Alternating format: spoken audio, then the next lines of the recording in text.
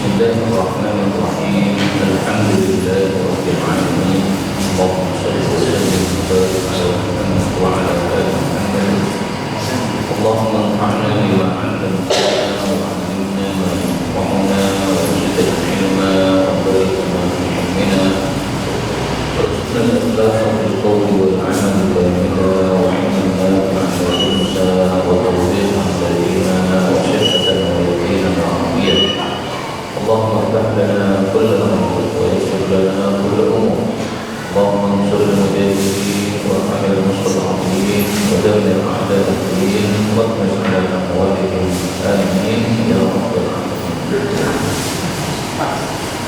Alhamdulillah kaum muslimin rahimahumullah, melanjutkan kajian hadir dari kitab Sunan Tirmidzi, dan kita masih membahas tentang haji.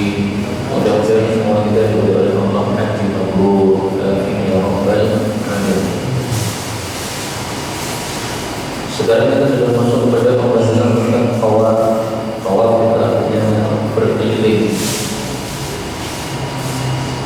Faqala al-musannif rahimahullah ta'ala wa nafa'ana bihi wa bi'ulumihi fid dharain amin. Baru ma jaa'a tentang kaifa tawaf, bagaimana tawaf itu. Kenapa dibahas tentang bagaimana tawaf? Karena ini ibadah yang diterima kecuali harus memenuhi dua syarat. Syarat yang pertama adalah niatan hati kita harus ikhlas. Syarat yang kedua adalah penerapan harus sesuai ajaran Nabi. Nah, maka dibahas bagaimana tawafnya Nabi SAW supaya tawaf kita sesuai tawaf Nabi dan diterima oleh Allah Subhanahu wa Ta'ala. Hadis dapat dimana dari Jabir radhiyallahu anhu, dia berkata, tatkala datang Nabi sallallahu alaihi wasallam ke Mekah, maka beliau masuk masjid, yaitu Masjidil Haram. Fastalama, lalu beliau itu menyentuh al-hajar, hajar aswad. Kemudian madha ala yamini, beliau berlanjut ke kanan.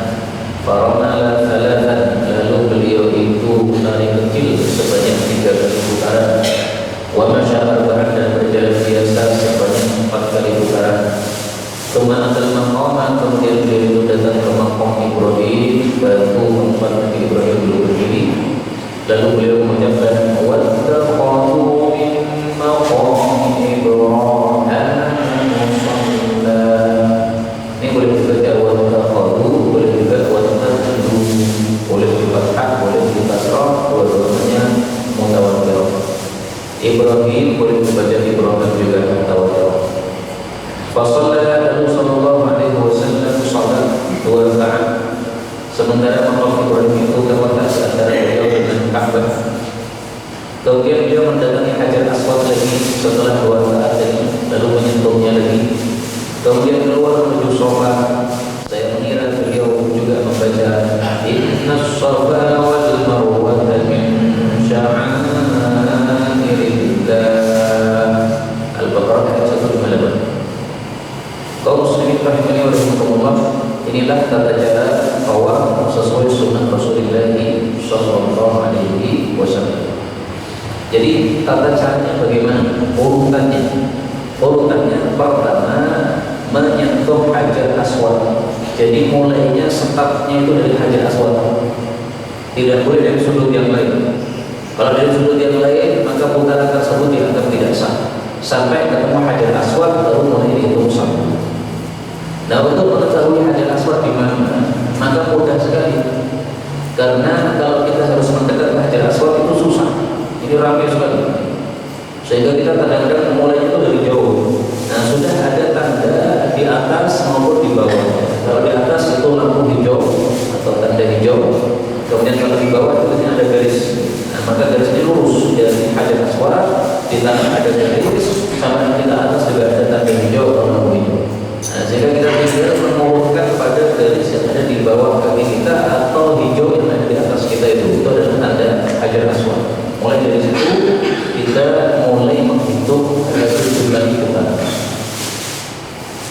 Kemudian Hajar Aswad berada di bagian kiri kita. Jadi jangan terbalik tawafnya, terbalik tidak sah, harus diulang lagi. Okay? Dan insya Allah tidak mungkin terbalik karena di sana sudah banyak orang yang tawaf. Maka kalau terbalik kita pasti tabrak sama orang lain. Kemudian di sini ada romal. Romal itu lari kecil. Lari kecilnya 3 kali putaran. Dan lari kecil ini ada sejarahnya. Kenapa beliau lari kecil? Waktu itu beliau Shallallahu Alaihi Wasallam dari Madinah menuju Mekah itu digosipi oleh orang-orang kafir. Ini Muhammad dari Madinah ke Mekah, ini perjalanan selama 1 pekan, itu pasti sudah nolak mereka. Nah, malaikat Jibril datang memberitahu, wahai Rasulullah, ini orang-orang kafir menggosipi kamu. Maka Rasulullah kemudian menyuruh para sahabat, kalau begitu kita tampakkan bahwa kita ini orang-orang yang kuat, tidak lemah. Nah, sehingga 3 kali putaran maka disuruh untuk lari kencang. Nah, begitu melihat orang-orang ini lari, maka orang-orang kafir kemudian goyo semua. Wah, ternyata mereka orang-orang kuat. Padahal cuma menampakkan saja. Dan kenapa kalau tidak langsung larinya 7 putaran saja? Dalam hadis yang lain disebutkan al-ibqah, karena Rasulullah kasihan kepada para sahabat. Memang perjalanan dari Madinah menuju Mekah melelahkan, pakai onta 7 hari. Nah, maka kenapa tidak 7 kali putaran? Karena supaya tidak menyusahkan para sahabat. Sehingga 3 kali putaran sudah cukup. Mereka sudah melihat kekuatan umat Islam. Tetapi sunnah ini lari kecil pada 3 kali putaran ini ada 2 catatan. Catatan pertama, ini khusus untuk bapak-bapak atau laki-laki. Ibu-ibu tidak disunahkan lari kecil. Yang kedua, bahwa romal ini lari kecil ini hanya untuk tawaf, namanya tawaf qudum. Tawaf qudum itu adalah tawaf yang pertama kali kita lakukan ketika kita masuk ke Mekah atau masuk ke Masjidil Haram. Karena di awal hadis disebutkan lama qadima tatkala Nabi dan disebut tawaf qudum. Tawaf selain tawaf qudum tidak ada sunnah romal, berjalan biasa, tidak ada lari kecilnya. Tawaf apa saja? 1, tawaf ziarah, ini tawaf tanggal 10 Dzulhijjah, tidak pakai lari kecil. Apalagi tawaf wada. Tawaf wada itu sebelum kita meninggalkan Mekah, ini tidak pakai lari kecil. Apalagi tawaf sunnah, tawaf tambahan. Jadi nanggur-nanggur kita tawaf sama dengan nanggur-nanggur kita sholat sunnah, ini tidak pakai lari kecil. Maka yang ada lari kecil adalah tawaf qudum. Selain itu tidak ada lari kecil padanya. Demikian juga membuka bagian kanan dari pundaknya orang laki-laki ketika tawaf, itu hanya tawaf qudum. Maka tawaf qudum ini memiliki 2 kekhususan yang tidak ada pada tawaf yang lain. Sehingga tawaf wada, tawaf sunnah, tawaf ziarah ini tidak usah membuka pundaknya, Pak. Ya, pakai jaket ya pakai jaket, pakai gamis ya pakai gamis, tidak usah pakai yang lain-lain, tidak usah, tidak harus pakai baju ihram tersebut. Kemudian setelah selesai tawaf, lalu mendatangi makam Ibrahim. Ketika mendatangi makam Ibrahim itu sambil membaca ayat ini, wattakhadhu min maqami Ibrahim musalla.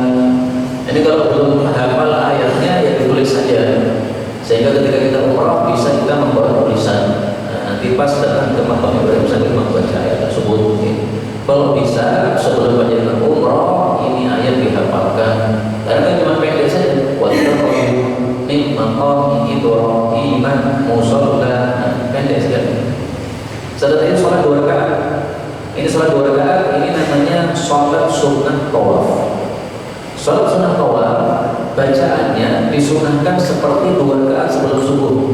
Yaitu rakaat pertama surat Al-Kafirun, rakaat kedua surat Al-Ikhlas.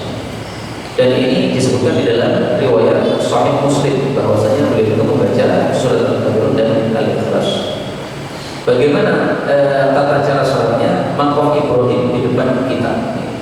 Jadi kita berada di sini, ini maqam Ibrahim, kemudian ke sana lagi ada Ka'bah. Tapi ini kalau mudah apa? Kalau tidak mudah sholat di mana pun silakan. Dulu makam Ibrahim itu nempel dengan Ka'bah. Oleh Sayyidina Umar kemudian dimundurkan. Kenapa? Karena orang semakin banyak. Sehingga kalau tidak dimundurkan, maka orang-orang yang sholat menghadap makam Ibrahim akan menghalangi lajunya orang-orang yang tawaf. Nah, oleh Sayyidina Umar Itu sejarah mundurnya maqam Ibrahim. Nah, sehingga kalau ada perubahan-perubahan seperti ini tidak ada masalah. Ini karena masalah bukan untuk melakukan kebid'ahan. Selesai salat kemudian datang lagi ke Hajar Aswad, lalu menyentuh lagi Hajar Aswad, dan ini tidak mungkin bisa kita lakukan sekarang, susah. Bahkan ada seorang wanita, dia bercerita dia mendekati Hajar Aswad untuk menyentuh Hajar Aswad, tapi ternyata didesak-desak oleh laki-laki, bahkan didekap oleh laki-laki. Nah, maka perempuan ini mengeluh, kenapa ada seperti itu di Ka'bah yang merupakan tempat yang sangat mulia. Nah, maka saya katakan, kamu sendiri yang salah. Kamu cewek ngapain apa? Desak-desak laki-laki, itu nggak benar. Sehingga kamu dapat apa? Dekapan laki-laki itu salahmu sendiri. Jangan menyalahkan orang lain. Kamu cantik, kemudian desak-desak laki-laki. Nah, laki-laki yang melihat kamu nggak kuat melihat cantikmu, dekap sekalian. Nah, maka yang salah dua orang itu. Laki-lakinya salah, si perempuannya juga salah. Tak usah begitu-begitu. Kemudian setelah itu selesai mencium Hajar Aswad atau menyentuh Hajar Aswad yang kedua, baru kemudian menuju ke sofa. Menuju ke sofa ini sambil mengucapkan inna sofa wal marwata min sya'airillah. Ini mulai melakukan sa'i. Jadi urutannya tawaf dulu, baru kemudian sa'i. Jangan dibalik. Kalau sa'i dulu, kemudian tawaf, ini kembali. Dan ini yang disebutkan di sini, yaitu tawaf dan sa'i. Ini semuanya termasuk rukun-rukun. Rukunnya umrah ada 4. 1, tawaf. Pertama dulu ihram, mengucapkan labbaik Allahumma umratan. Kemudian tawaf, kemudian sa'i, kemudian tahallul. Jadi ini 4 yang rukun. Selain itu tidak rukun, selain itu hanya sunnah. Maka melakukan umrah itu sangat simpel, sederhana. Karena yang rukun atau yang wajib cuma 4. Adapun haji, maka rukunnya ditambah 1 lagi, yaitu apa? Wukuf di Arafah. Nah, maka totalnya ada 5: ihram, tawaf, sa'i, tahallul, wukuf di Arafah. Totalnya terakhir. Kemudian kita lanjutkan ke berikutnya, bab ada bab tentang ar-ramal, melakukan ramal, yaitu lari kecil min al-hajar ila al-hajar, dari Hajar Aswad sampai Hajar Aswad lagi. Jadi ramal yang 3 kali kita lakukan pada bulan pertama itu dilakukannya dari Hajar Aswad sampai Hajar Aswad. Semuanya lari kecil. Adapun di awal Islam, Rasulullah SAW lari kecilnya bukan dari Hajar Aswad sampai Hajar Aswad, tapi dari Hajar Aswad sampai Rukun Yamani. Dari Rukun Yamani sampai Hajar Aswad. Ini pada 3 kali putaran pertama tadi tidak lari kecil, tapi jalan biasa. Ini di awal Islam. Ya. Tapi kemudian di Haji Wada, beliau lari kecilnya dari Hajar Aswad sampai Hajar Aswad. Nah, sehingga yang dilakukan adalah yang terakhir, yaitu yang di Hajar Aswad, yang di Haji Wada. Sehingga Imam Tirmidzi mengatakan di sini lari kecilnya itu dari Hajar Aswad sampai Hajar Aswad. Adapun berjalan kaki dari Rukun Yamani sampai Hajar Aswad itu sudah tidak dilakukan lagi, karena Rasulullah di akhir hayatnya tidak melakukan seperti itu. Nah, muncul pertanyaan, kenapa dulu di awal Islam Nabi tidak lari kecil dari Rukun Yamani sampai Hajar Aswad? Itu ada sejarahnya, Pak. Jadi orang-orang Mekah mengatakan, ini orang-orang Madinah sampai Mekah pasti sudah lelah mereka. Kemudian mereka itu melihatnya dari balik Ka'bah sana. Mereka berada di atas gunung sambil melihat kaum muslim yang melakukan ibadah umrah. Nah, posisi mereka itu tidak terlihat dari Rukun Yamani sampai dengan Hajar Aswad. Sehingga oleh Nabi disuruh ketika sampai Rukun Yamani dan sampai Hajar Aswad, kita nggak usah lari-lari kecil, kita berjalan biasa. Karena sudah tidak kelihatan oleh orang-orang kafir. Karena tujuannya menampakkan bahwa kita masih punya tenaga. Nah, tapi setelah itu pada waktu Haji Wada sudah pada masuk Islam semuanya orang-orang Mekah. Nah, sehingga dari kecilnya itu ditotalkan dari Hajar sampai Hajar. Ini hadisnya 757. 857. Dari Jabir radhiyallahu anhu bahwasanya Nabi sallallahu alaihi wasallam melakukan lari kecil minal hajari, dari Hajar Aswad ila Hajari sampai Hajar Aswad berikutnya salatan, sebanyak 3 kali putaran, wa masya, dan beliau berjalan biasa arba'an 4 kali. Kemudian di sini Imam Tirmidzi menyebutkan 2 pendapat para ulama. Jadi ternyata ada khilafiyah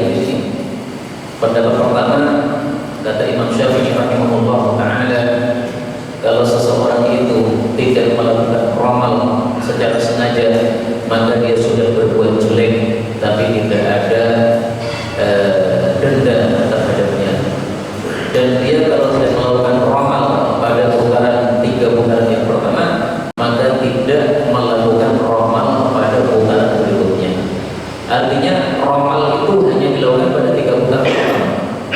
Seandainya kita lupa pada putaran pertama tidak melakukan romal, maka putaran ke-4 sampai ke-7 itu tidak ada romal. Jadi tidak bisa dipotong.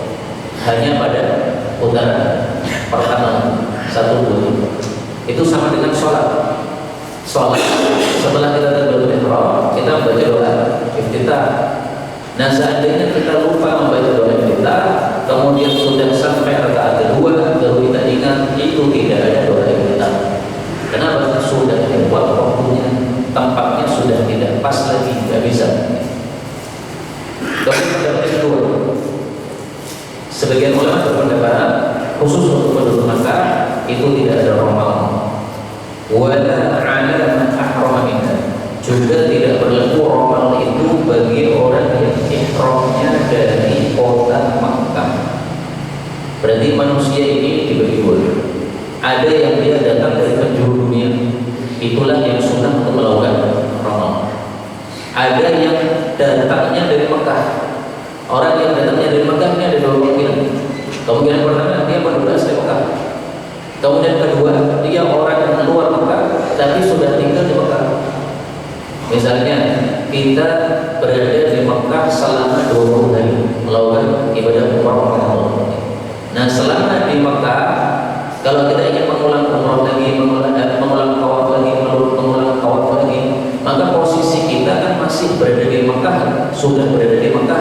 Nah, seperti ini tidak perlu ramal kalau dia ingin melakukan tawaf seperti ini. Demikian pendapatnya Imam pendapat yang kedua. Dan kalau Imam Syafi'i tidak membedakan antara orang Makkah maupun orang Makkah. Yang penting kalau itu tawafnya tawaf dulu, tawaf yang pertama, maka disunahkan untuk melakukan ramal. Berikutnya baru merja ribat tentang istilah hajar, menyentuh hajar aswad, warna yamani, dan menyentuh sudut Yaman. Duna ma siwahu, selain apa yang selain keduanya. Jadi Ka'bah itu ada 4 sudut. Satunya disebut sudut aswad karena ada hajar aswad. Satunya disebut rukun Yamani karena menghadap ke arah Yaman. Nah, satunya lagi disebut rukun Syami. Dua-duanya disebut rukun Syami karena menghadap ke arah Syam. Ini yang tidak disentuh. Nah, pertanyaannya, kenapa hajar aswad disentuh? Jawabannya karena disunnahkan oleh Nabi SAW dan ada fadilahnya. Insyaallah nanti dibahas oleh Imam Tirmidzi apa fadilahnya. Karena rukun Yamani disentuh karena dia sudut asli dari Ka'bah. Sehingga 2 sudut yang di sini yang menghadap ke arah Syam itu tidak disentuh karena bukan sudut asli Ka'bah. Ka'bah itu aslinya bentuknya seperti laptop ini, Pak, panjang. Sementara yang sekarang kita lihat itu seperti kubus kotak. Sementara aslinya seperti ini. Nah, waktu itu Ka'bah hancur karena banjir atau yang lainnya. Kemudian orang-orang Quraisy membangun lagi Ka'bah, tapi mereka tidak mau pakai dana haram. Akhirnya dana yang terkumpul tidak cukup untuk mengembalikan ulang Ka'bah, sehingga dibuatlah Ka'bah itu seperti kubus seperti yang kita lihat sekarang. Dan ini justru rahmat bagi umat Islam.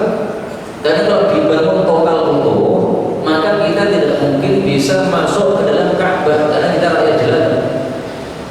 Kalau kita Presiden Indonesia, Presiden Suriah, karena Presiden itu dimuliakan, masuk bisa. Tapi kita rakyat jelata tidak bisa. Tapi gara-gara Ka'bah tidak dibangun utuh, sehingga sisanya ini yang ada tanda U itu, ya, yaitu Hijri Ismail, maka kita masih bisa masuk ke dalam, sholat di dalamnya bisa. 2010 saya masuk ke Hijri Ismail mudah sekali. Tapi sekarang 2024 itu sudah susah sekali saking banyaknya orang-orang. Nah, maka ini rahmat bagi Allah dan dari Allah Subhanahu wa taala umat Islam. Tidak dibangunnya Ka'bah utuh seperti semula. Ini justru menjadi rahmat bagi kita rakyat biasa. Sekarang kita baca hadisnya yang menunjukkan bahwa yang disentuh cuma 2 sudut. 5 Dari Abu Tufail dia mengatakan, saya bersama Ibnu Abbas dan Muawiyah. Nah, sementara Muawiyah itu tidak melewati setiap sudut kecuali pasti menyentuh. Jadi waktu itu Muawiyah sahabat Nabi tawaf, Ibnu Abbas juga tawaf. Muawiyah ini setiap tawaf itu menyentuh sudut semuanya, 4 disentuh semua. Ibnu Abbas menyentuh 2 saja seperti Nabi. Maka berkata Ibnu Abbas sesungguhnya Nabi Shallallahu Alaihi Wasallam tidak menyentuh kecuali hanya Hajar Aswad dan rukun Yamani saja. Artinya dua rukun syar'i tidak disentuh, itu yang dilakukan oleh Nabi Shallallahu Alaihi Wasallam.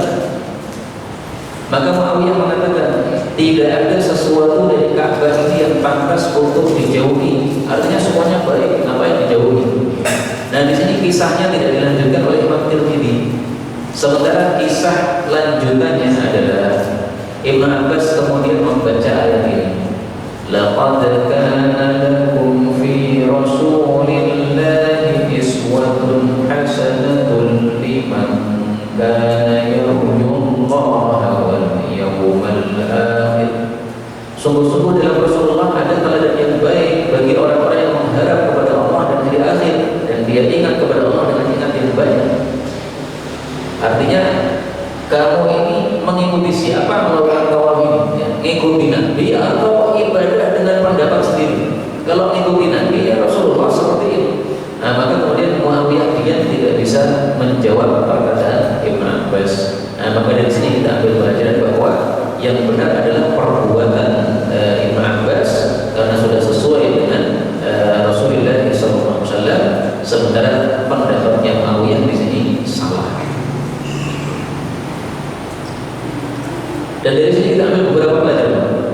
Pelajaran pertama, Ibnu Abbas lebih paham agama daripada Muawiyah. Tapi Ibnu Abbas ini juga memuji Muawiyah dalam riwayat Bukhari bahwa Muawiyah ini orang paham. Jadi sama-sama orang paham. Muawiyah sahabat Nabi, orang paham agama. Ibnu Abbas juga sahabat Nabi, orang paham agama. Tapi levelnya Ibnu Abbas lebih tinggi daripada apa? Muawiyah. Mari saya tampilkan perkataan Ibnu Abbas tentang Muawiyah radhiyallahu anhu di dalam Sahih Bukhari. Dia mengatakan innahu faqihun. Waktu itu Ibnu Abbas dilapori seseorang, apakah kamu mau menegur Muawiyah? Dia itu Amirul Mukminin, tapi kalau sholat witir cuma salah satu rakaat. Maka kata Ibnu Abbas itu sudah tepat sesuai sunnah, dia itu paham agama. Nah jadi bukan berarti ini Muawiyah bodoh, tolol, vokal, enggak begitu ya.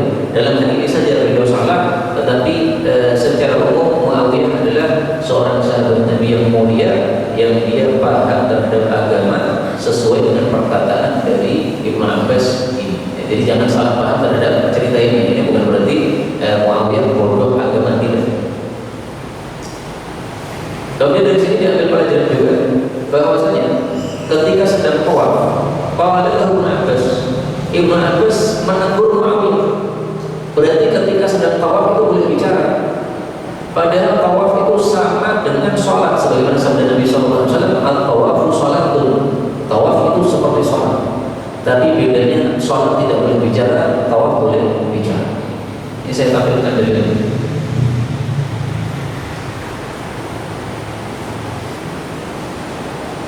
Fala yantik, jangan bicara pada saat tawaf illa bi khair, kecuali dengan kebaikan.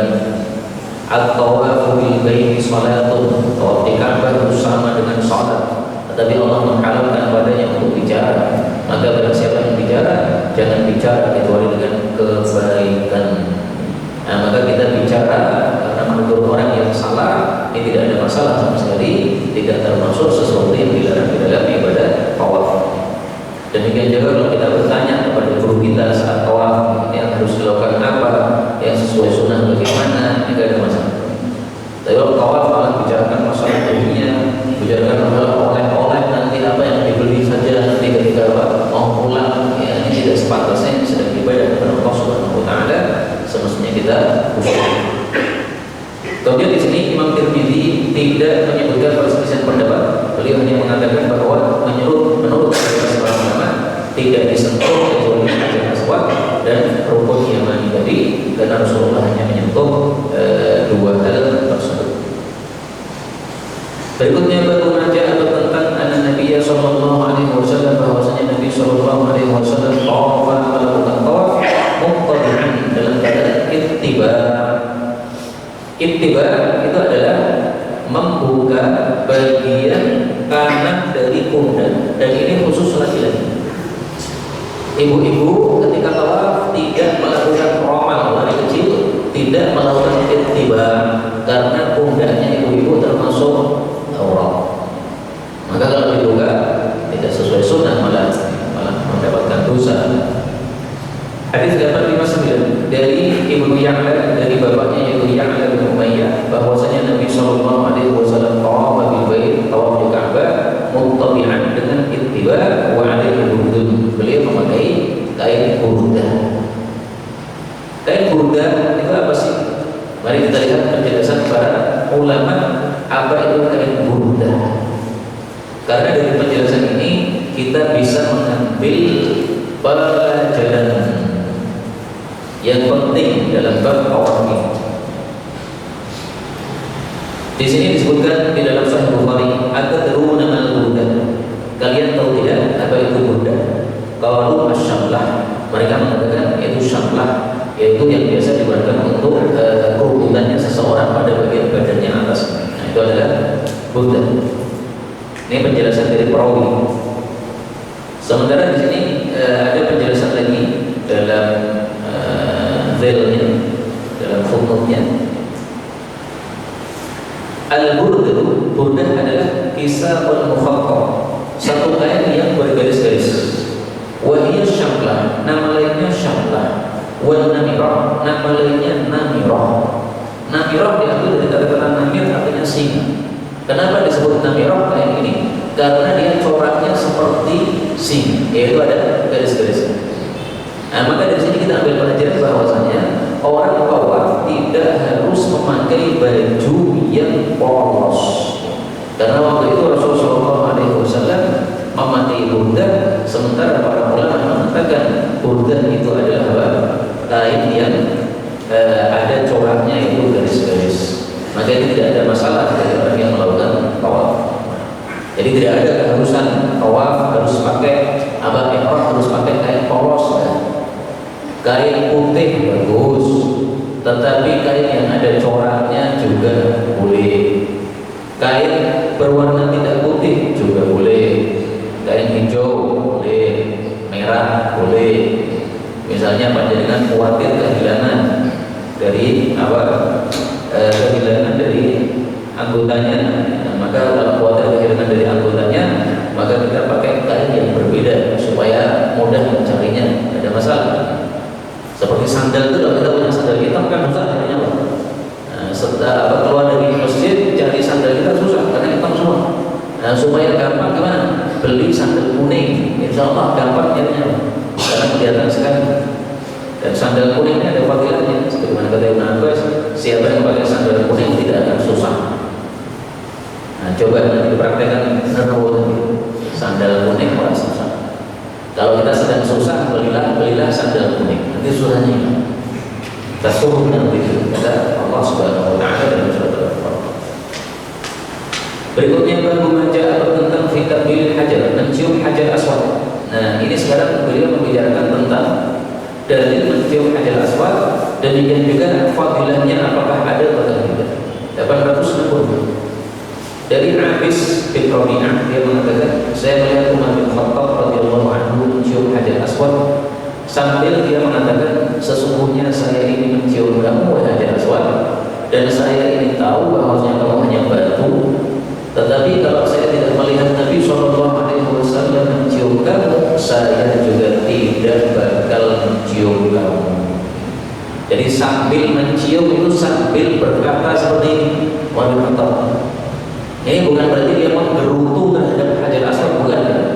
Wah, kamu ini batu enak sekali diciumi. Nah, apa fadilahnya batu dicium-ciumin? Seandainya dia nggak cium, saya juga bakal cium kamu. Bukan menggerutu, itu bukan.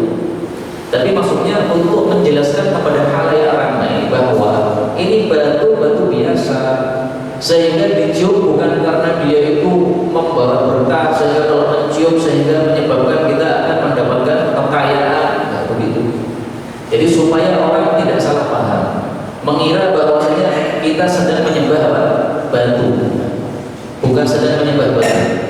Ini batu dikatakan membawa berkah, maksudnya membawa berkah pahala betulnya. Tapi kalau membawa berkah segala berkah, sehingga kalau mencium pasti jadi kaya kalau pulang ke Indonesia, ini tidak benar sama sekali. Tidak ada dalil untuk menunjukkan hal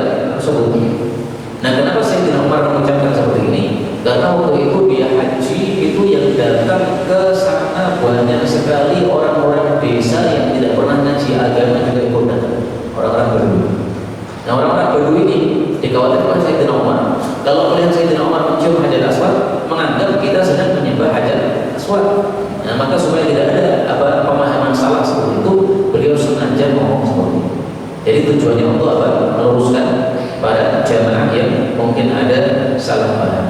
Dan ternyata apa yang dipikirkan oleh Sayyidina Umar ini betul-betul terjadi di masa kita sekarang. Betapa banyak orang haji sambung gunting, kemudian untuk menyobek apa? Kiswahnya Ka'bah. Atau kalau pakai tangan biasa disobek di kantongi, katanya untuk jimat sampai ke rumah. Dari mana itu? Jimat dari mana? Mana dalilnya bahwasanya kiswahnya Ka'bah, bajunya Ka'bah bisa untuk jimat? Tidak ada sama sekali. Nah, makanya apa yang dikatakan oleh Sayyidina Umar ternyata betul-betul terjadi di masa-masa berikutnya.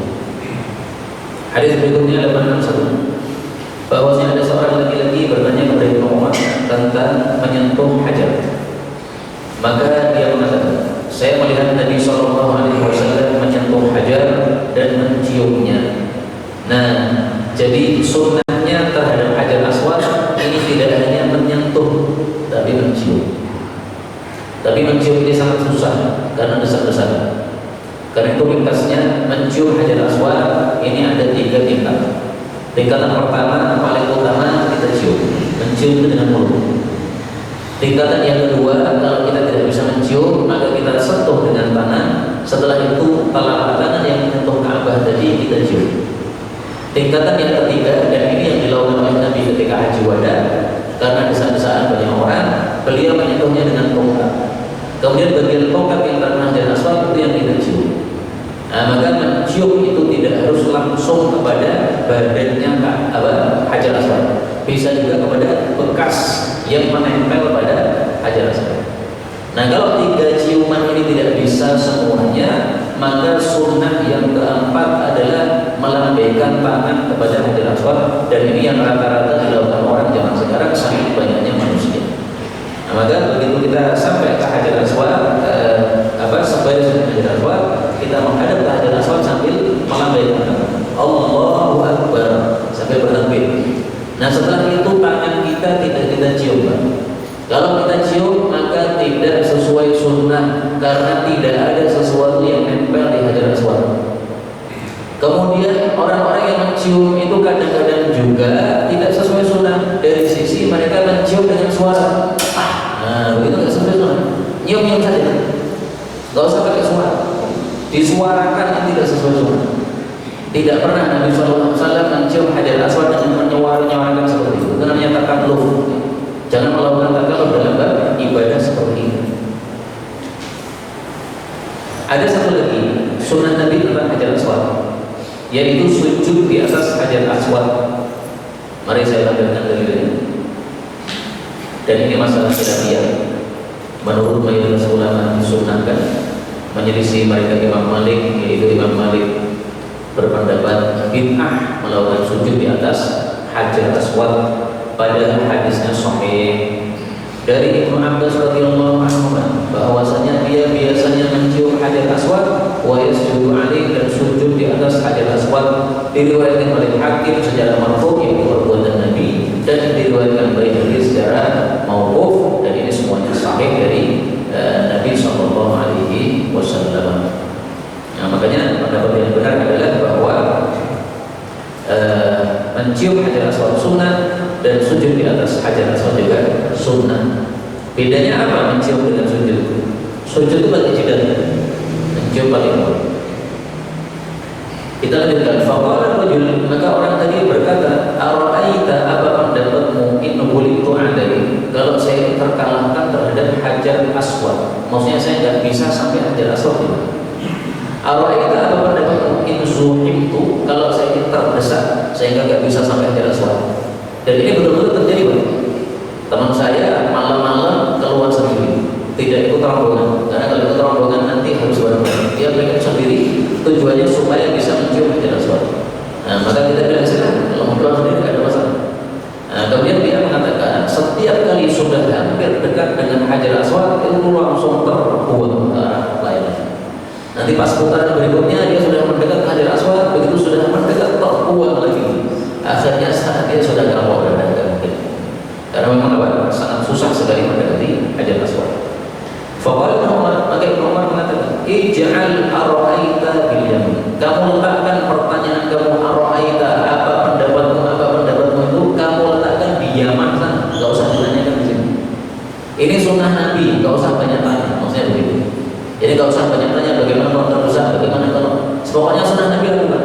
Ra'aitu Nabiya sallallahu alaihi wasallam, saya melihat Nabi yastalimu menyentuh aswad wa yuqabbilu dan mencium aswad. Sudah titik, kamu lakukan sesuai perbuatan Nabi sallallahu alaihi wasallam.